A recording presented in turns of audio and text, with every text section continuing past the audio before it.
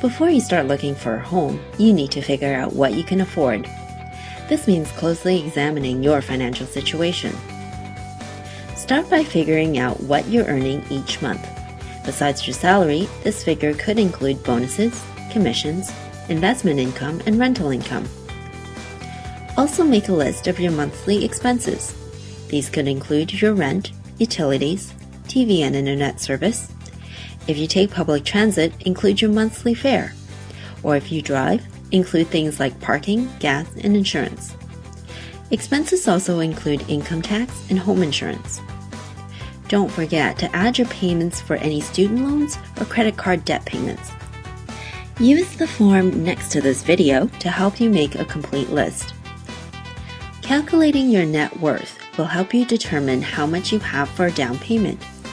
Add up all the amounts in your savings and checkings accounts, investments, TFSAs, and RRSPs.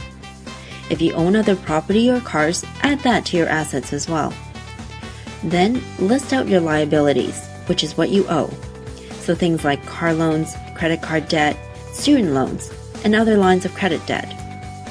Take all your assets, then minus your liabilities, and you'll have your net worth. Use the form next to this video to work out your net worth. There are two affordability rules or calculations that lenders will rely on when determining whether a potential borrower can actually afford the loan that they're asking for. They want to make sure that you don't overextend yourself financially and that you will be able to support the mortgage payments on your monthly income. Let's go over each of these rules.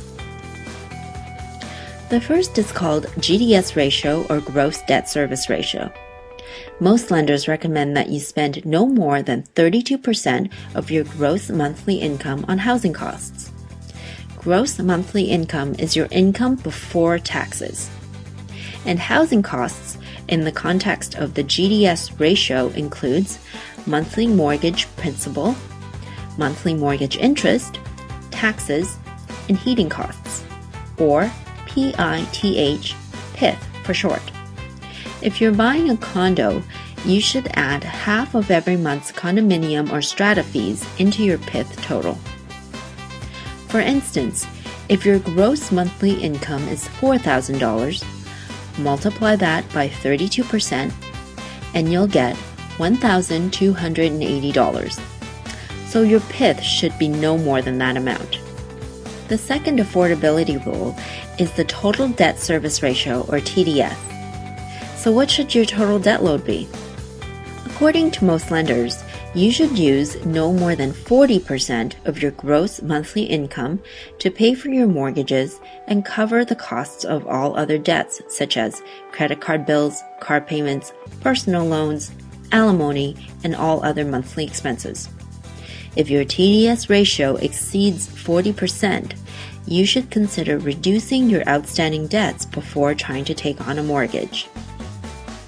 Financially, buying a home comes down to two key things: what you can afford to pay each month in mortgage payments and other debts, and secondly, how much you can afford as a down payment.